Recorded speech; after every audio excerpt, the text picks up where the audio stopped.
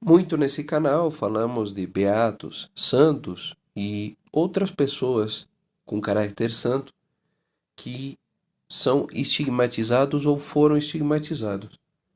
Mas o que realmente é um estigma? Analisemos esse texto de catholic.org para entendermos melhor de que se tratam os estigmas na fé católica.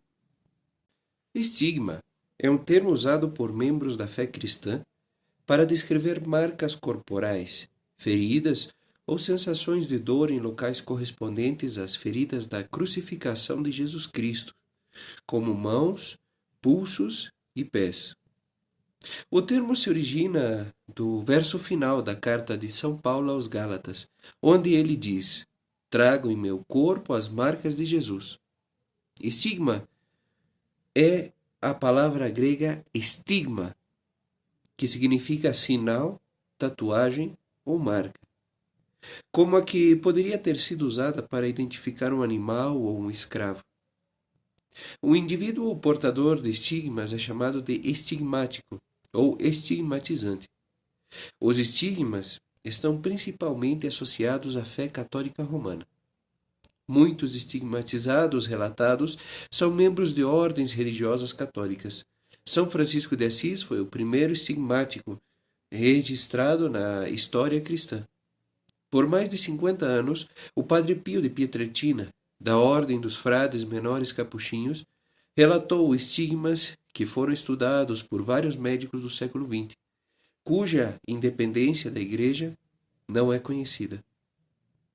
As observações foram supostamente inexplicáveis e as feridas nunca infeccionaram.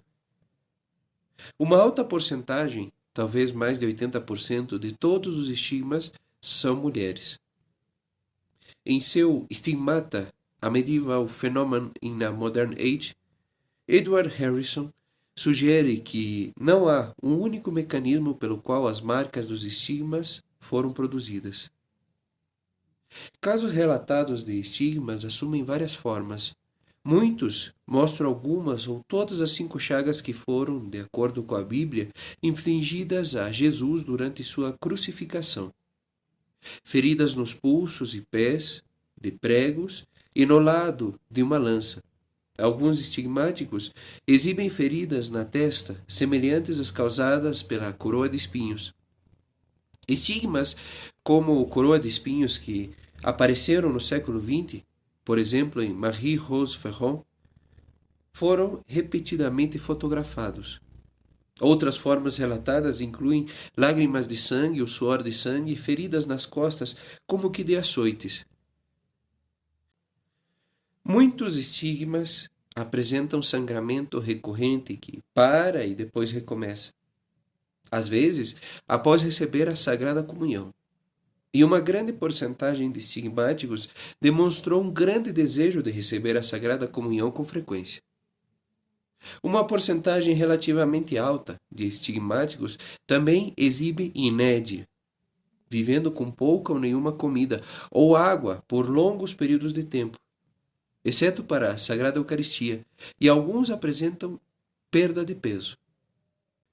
O êxtase e os sofrimentos geralmente começam para os santos que sofriam estigmas a partir da quinta-feira e terminavam na tarde de sexta-feira, por volta das 3 ou 4 horas. Todos os destinatários dessa ferida mística sofreram terrivelmente. Muitos dos estigmatizados experimentam rejeição cruel e suspeita antes que suas feridas fossem autenticadas. Os santos que sofreram estigmas eram cuidadosamente vigiados dia e noite para que não fosse possível mexer nas feridas.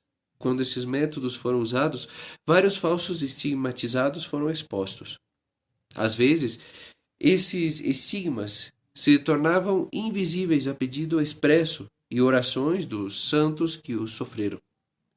Alguns estigmáticos afirmam sentir a dor de feridas sem marcas externas. Estas são chamadas de estigmas invisíveis. Em outras alegações, os estigmas são acompanhados de dor extrema. As feridas de alguns estigmáticos parecem não coagular e permanecem frescas e não infeccionam. Disse, em alguns casos, que o sangue das feridas tem um odor agradável e perfumado, conhecido como o odor da santidade. Indivíduos que receberam estigmas são muitas vezes descritos como estáticos. No momento em que recebem os estigmas, eles são tomados por emoções. Não se conhece nenhum caso de estigmas ocorrido antes do século XIII, quando a representação de Jesus crucificado na cristandade ocidental enfatiza sua humanidade. Em seu artigo Hospitalidade e Dor, o teólogo cristão Ivan Illich afirma: a compaixão por Cristo é uma fé tão forte, tão profundamente encarnada, que leva à personificação individual da dor contemplada. Sua tese é que os estigmas resultam da pungência excepcional da fé religiosa e do desejo de se associar ao Messias sofredor. São Francisco de Assis é o primeiro estigmático registrado na história cristã. Em 1224, 2 anos antes da sua morte, ele embarcou em uma jornada ao Monte Laverna para um jejum de 40 dias. Certa manhã, perto da festa da exaltação da cruz, um anjo de 6 asas supostamente apareceu a Francisco enquanto ele rezava. Conforme o anjo se aproximava, Francisco pôde ver que o anjo estava crucificado. Ele ficou humilhado pela visão e seu coração se encheu de euforia. Unido à dor e ao sofrimento, quando o anjo partiu, Francisco supostamente ficou com feridas nas mãos, pés e lado, como se causadas pela mesma lança que perfurou o lado de Cristo. A imagem de pregos imediatamente apareceu em suas mãos e pés, e a ferida em seu lado frequentemente sangrava. O primeiro biógrafo de São Francisco, Tomás de Celano, relata o evento da seguinte forma em sua Primeira Vida de São Francisco, de 1230. Quando o bendito servo de Deus viu essas coisas, encheu-se de admiração, mas não sabia o que a visão significava. Alegrou-se muito com a expressão benigna e graciosa com que se viu contemplado pelo serafim, cuja beleza era indescritível. Contudo, alarmou-se com o fato de o serafim estar pregado na cruz e sofrer terrivelmente. Assim, Francisco levantou-se. Pode-se dizer triste e feliz, alternando-se nele alegria e tristeza. Perguntava-se ansiosamente sobre o que essa visão poderia significar, e sua alma estava inquieta enquanto buscava compreensão. Enquanto seu entendimento buscava em vão uma explicação e seu coração se enchia de perplexidade diante da grande novidade dessa visão, as marcas dos pregos começaram a aparecer em suas mãos e pés, exatamente como as vira um pouco antes no homem crucificado acima dele. Seus pulsos e pés pareciam perfurados por pregos, com as cabeças dos pregos aparecendo em seus pulsos e na parte superior dos seus pés, e as pontas aparecendo do outro lado. As marcas eram redondas na palma de cada mão, mas alongado do outro lado, e pequenos pedaços de carne, projetando-se do restante, assumiram a aparência de pontas de pregos, curvados e retraídos. Da mesma forma, as marcas dos pregos estavam impressas em suas mãos e pés, e projetavam-se para além do restante da carne. Além disso, seu lado direito tinha uma grande ferida, como se tivesse sido perfurada por uma lança. Frequentemente sangrava, de modo que sua túnica e calças ficavam encharcadas com seu sangue sangrado. Por mais de 50 anos, o padre Pio de Pietrelcina relatou estigmas, que foram estudados por vários médicos do século XX, cuja independência da Igreja não é conhecida. As observações eram supostamente inexplicáveis e as feridas nunca infeccionaram. Suas feridas cicatrizaram uma vez, mas reapareceram. As feridas foram examinadas por Luigi Romanelli, médico-chefe do Hospital Municipal de Barletta, por cerca de 1 ano. O Dr. Giorgio Festa, um médico particular, também as examinou em 1920 até 1925. O professor Giuseppe Bastianelli, médico do Papa Bento XV, concordou que as feridas existiam, mas não fez nenhum outro comentário. O patologista Dr.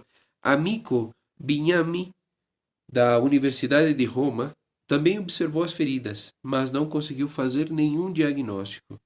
Tanto Bignami quanto o Dr. Giuseppe Sala comentaram sobre as bordas excepcionalmente lisas das feridas e a ausência de edema. O Dr. Alberto Caserta tirou radiografias das mãos em 1954 e não encontrou nenhuma anormalidade na estrutura óssea. Citamos agora alguns estigmáticos notáveis na história da Igreja. São Paulo Apóstolo, Beata Lúcia Brocadelli de Narni, Santa Catarina de Ricci, Santa Catarina de Sena, Beata Ana Catarina Emmerich, São Francisco de Assis, Santa Gemma Galgani, Santa Verônica Giuliani, São João de Deus, Santa Faustina Kowalska, Bem-aventurada Maria da Encarnação, Marie-Rose Ferron, Marceline Pauper, membro das Irmãs da Caridade de Nevar, Marthe Robin, Teresa Newman, São Padre Pio de Pietrelcina, Santa Rita de Cássia, Zlatko Sudak, Natuza Évolo e Maria Esperança de Bianchini.